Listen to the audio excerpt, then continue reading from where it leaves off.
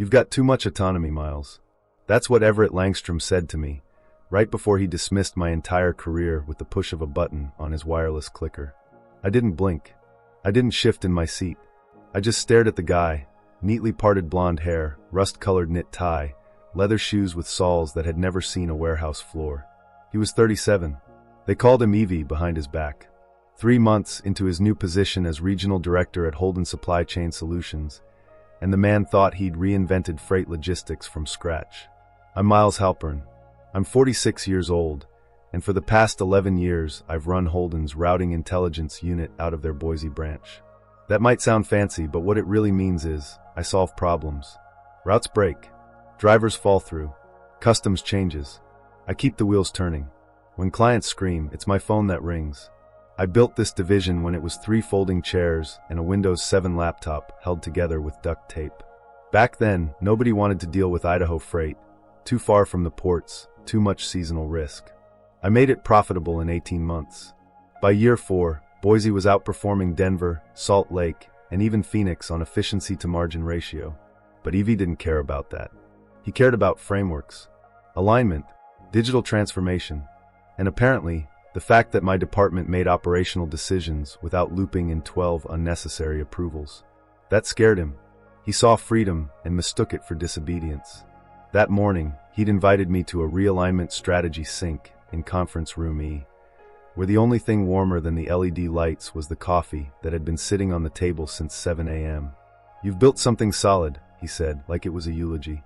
"But at this stage, Holden needs cohesion, visibility, process integrity." I smiled, not because I agreed, because I understood exactly what was happening. He was laying the groundwork. He needed me gone. I wasn't resistant to change. I was resistant to control. There's a difference. But guys like Evie don't see that. "Of course," I said calmly. "Happy to collaborate." He relaxed in that moment, visibly. Probably thought he'd put the old dog on a leash. He had no idea what kind of network he was pulling on. Because the thing about freight is, every decision touches 20 other things. You move one piece, the whole map shifts. And when you try to remove the guy holding the map together, you better be ready for the roads to go dark. Evie didn't understand what I actually did. Most people don't. He thought I scheduled trucks, that I passed down memos and responded to issues when they popped up. What he didn't see, what he couldn't see, was the map I kept in my head. A living, pulsing grid of relationships, variables, and probabilities, all stitched together by years of gut instinct and repetition. He never saw the 2 a.m. text from John Villarreal, our night dispatcher in Twin Falls, when 2 trailers jackknife it outside of Pendleton. Or the time I personally rerouted a refrigerated load carrying $1.2 million in vaccine kits after a bridge washed out near Klamath Falls. Didn't care about the calls from customs at the Seattle port or the warehouse manager in Reno, who only took my word when he had to break protocol. He saw numbers. I saw people. And that was the problem. See, Evie had come from San Mateo. He'd worked in product logistics at a tech firm where nobody touched a pallet. Everything was dashboards, projections, and agile sprints. So when he looked at Boise, he didn't see performance, he saw deviation. Rogue behavior. Autonomy. So he started drawing his own map. First it was the reporting structure. Everyone needs to submit route authorizations through the new ShareFlow dashboard. ShareFlow didn't integrate with our vendor system. Took an hour to log a single change. Then came the mandatory daily syncs. Just 15 minutes. But they pulled my team off the floor during morning dispatch, when one bad handoff could delay 4 states' worth of freight. Next, he sent the process team from Salt Lake to observe our ops. 2 guys in fleece vests who scribbled notes and asked questions like, "Why don't your drivers submit feedback through the official UI pathway?" "Because we pick up the phone, Zach. Because that's faster when a $4 million load is stuck behind a rock slide in northern Utah." And slowly I saw him doing it, pulling threads, realigning titles, shadowing one-on-ones with my team, making it all look harmless. But I'd seen this before. You don't kill a division in one blow. You starve it. You box it in until the numbers dip just enough to justify change. Then you pull the plug and blame the decay. He didn't know I'd already started tracking everything. I'd logged every client account tied directly to my team. Every escalation resolved without touching corporate. Every vendor call routed through a cell number only I gave out. Every clause in every service contract that listed me by name, as the point of contact for fulfillment. He thought he was playing strategy, but he didn't know I was the one who'd drawn the roads he was trying to pave over. The moment I knew for sure EV was building a case was when Lauren stopped laughing. Lauren Chang was our senior route analyst. Quiet, brilliant, and absolutely unshakable. She once re-optimized a 17-leg route during a system outage using nothing but a wall map and a red Sharpie. She'd been with me 6 years, and if she ever lost her cool, it meant something was off. "I had a meeting with Langstrom yesterday," she said, standing in the doorway of my office like she wasn't sure whether to come in or run. "About what?" I asked. She glanced down, hesitating. "My perspective on your leadership style." That was the moment the pattern became visible. He was going one-on-one, soft-checking loyalty. Not openly hostile, just enough plausible deniability. A little curiosity, a little team culture pulse. I'd seen it in finance back in the late 2000s when I worked at a brokerage in Kansas City. You don't remove the leader first. You isolate him. You create a paper trail. Questions about behavior. Concerns around decision-making. By the time you make your move, it looks mutual. Clean. Strategic realignment. I asked Lauren what she said. That the team works because you let us make decisions. That you don't micromanage. That our numbers are better than any other regions. I nodded slowly. She frowned. He didn't seem happy about that. Of course he didn't. He didn't want results. He wanted obedience. He wanted to repackage our output as his innovation. And the only thing standing in the way of that narrative was me. Later that week, I got the first scheduling notice. A Friday morning performance alignment review with corporate joining via video. The invite had no agenda, just a subject line that reeked of HR-scented forewarning. The pattern was forming. I checked the timing. 8 a.m., right when overnight shift hands off to day crew. Prime time for visibility and accountability. It wasn't a review. It was a stage. And I was about to be the final slide in someone's change leadership pitch. Friday came fast. I wore the same thing I always wore, navy shirt, dark jeans, weathered boots. EV wore what he always wore too. Something that looked expensive but unsure of what it was trying to say. His suit was tailored. His posture rehearsed. Conference room, he had been cleared. Someone dimmed the lights, left a pitcher of lemon water on the side table like we were about to negotiate a peace treaty instead of a funeral. Corporate was on the screen, 3 faces, all muted, all smiling that vacant executive smile that never quite reaches the eyes. Evie clicked the remote in his hand, like he was pacing a TED Talk. "Miles," he began, "thanks for making the time today." "Wouldn't miss it," I said, and meant it. He launched into a slide deck. Company growth curves, efficiency ratios, a few carefully selected charts that made Boise look less like a top performer and more like a misfit camp that refused to fall in line. "As we position Holden for national integration," he said, "we're identifying outliers in workflow processes. Boise continues to perform, but with concerning irregularities." Irregularities. That's what he called direct vendor relationships. Emergency overrides. The absence of bureaucracy that let us save $3.2 million last fiscal year. "Miles, this isn't about your capability," EV said, performing his solemn manager face. "It's about cohesion, about building a system that scales." I watched him gesture toward a slide labeled Unified Operations Model, a flowchart with more arrows than outcomes. "I think it's time we transition leadership in Boise to someone more aligned with our evolving structure." There it was, the break. I waited a beat before speaking. "Understood," I said simply. His eyes flickered. He was expecting friction, rage, defensiveness. But I wasn't going to give him that. Because while he thought he was ending a chapter, I already knew he'd just opened a new one. He just didn't know he was the main character in a slow-burning collapse. "I'll start transition documentation today," I said, standing. "When do you want final handoff?" "End of next week should be fine," he said, almost surprised by how easy it was. I walked out without looking back. Back at my desk, I sat in the same chair I'd occupied for over a decade. I looked around at the notes on the wall, the pinned-up maps, the beat-up coffee mug that Lauren had given me years ago. Then I picked up the phone. First call was to Craig Sorensen, head of operations at North Rail Logistics. We'd played poker in Vegas once at a regional conference. Second call was to Krista Vale, who handled 3 of our highest volume vendor contracts. By the end of the day, I'd made 12 calls. Not about EV. Not about the firing. Just checking in. Asking how things were. Talking shop. making sure the map still held its shape. Monday morning, 10 a.m. Evie held his first all-hands meeting without me.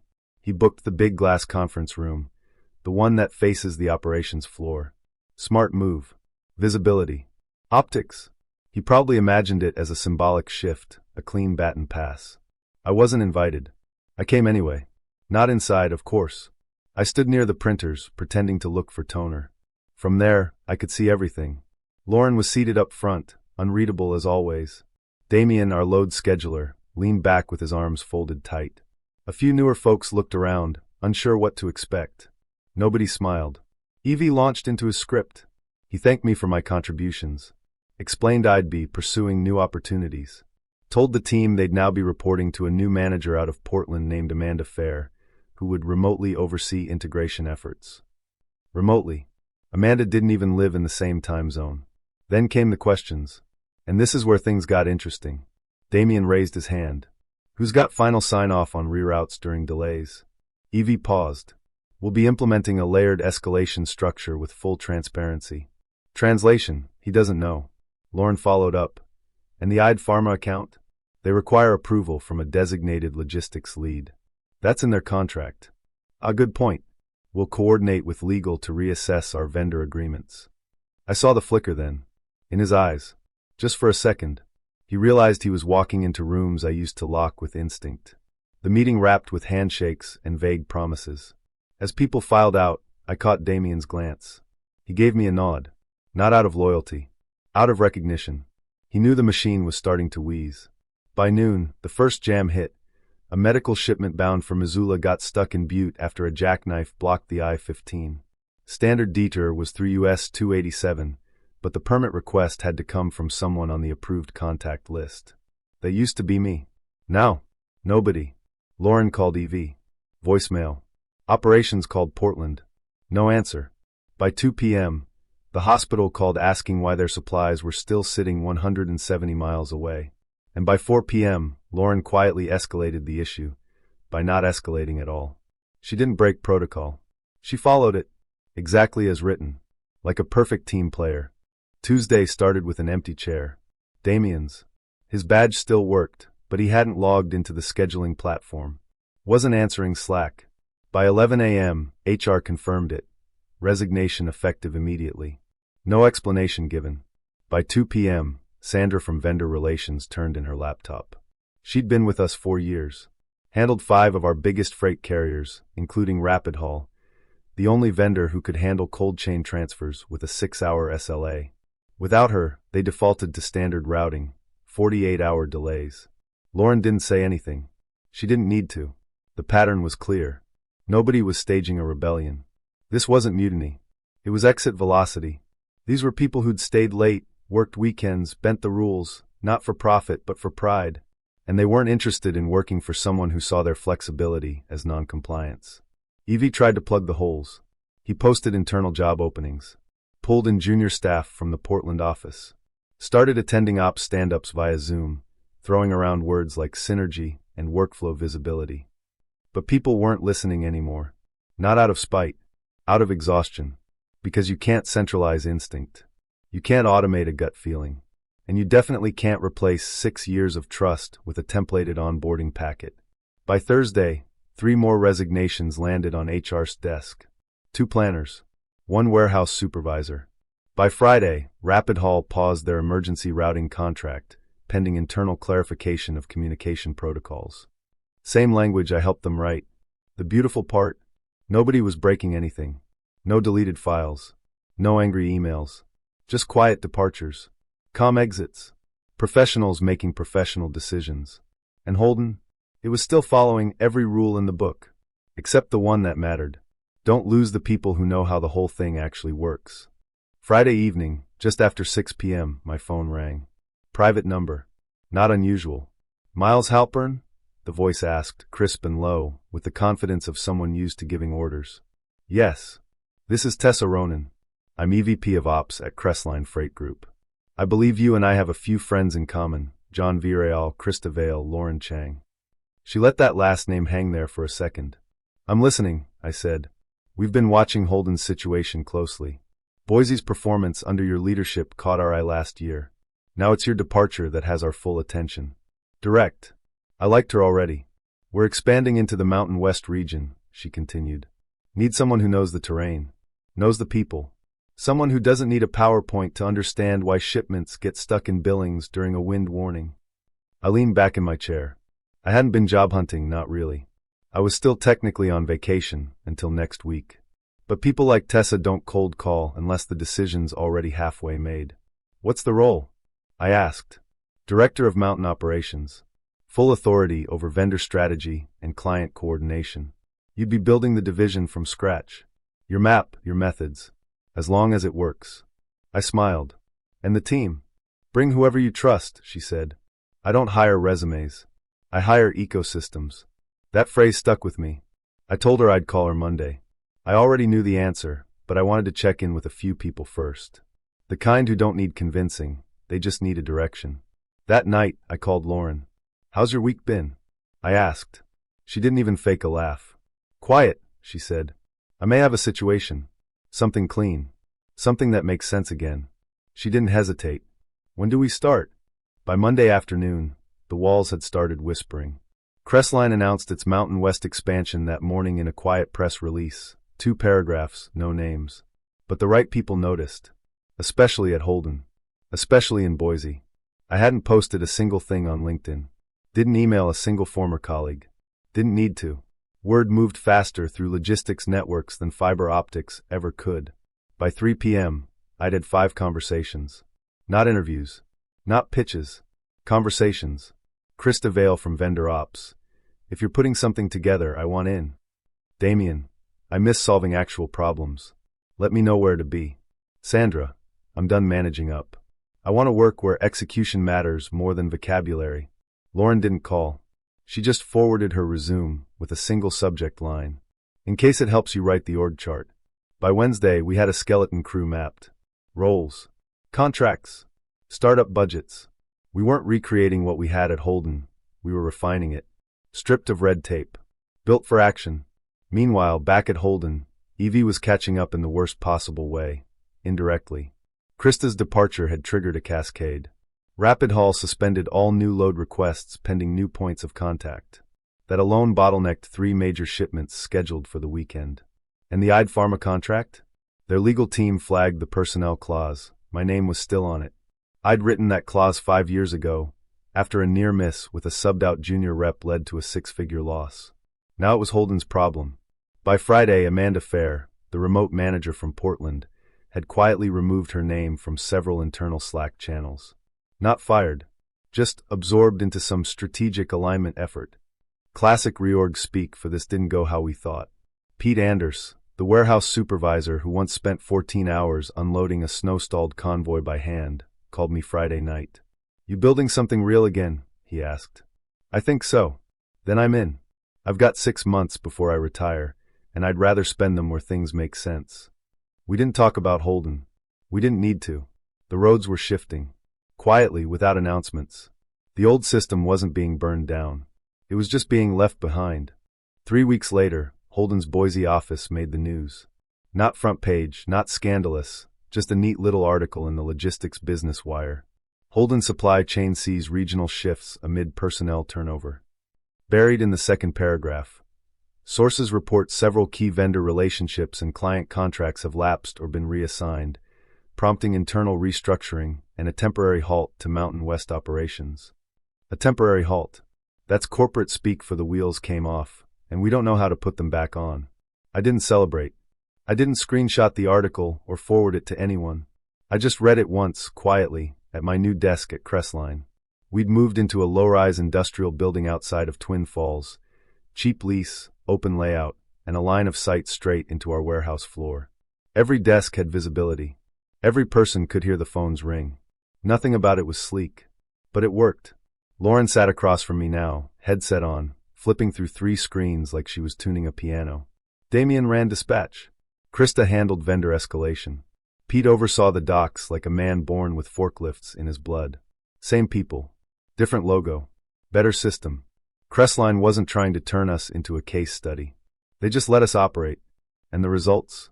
3 clients from our Holden era followed within the first 10 business days. 2 vendors offered preferential terms within a month. The map reconnected itself, just in a new place. One afternoon, I got a call. Blocked number. I let it go to voicemail. Then curiosity won. I listened. Miles, this is Everett Langstrom. I hope you're well. I was wondering if you might be open to a brief call. We're exploring some consultant options to help stabilize our mountain ops. Thought of you. No apology. No accountability. Just a man who finally realized the systems he dismantled weren't made of code. They were made of people. I didn't respond. Instead, I stepped out onto the floor. Pete was loading pallets with the new dock assistant. Lauren was talking a driver through a detour north of Boise. Damien looked up and gave me a nod from behind the dispatch terminal. It was all running. Not because of a title. Because the engine was back in motion, fueled by trust, not approval workflows. I stood there for a moment, just watching. Then I turned around, went back to my office, and got to work.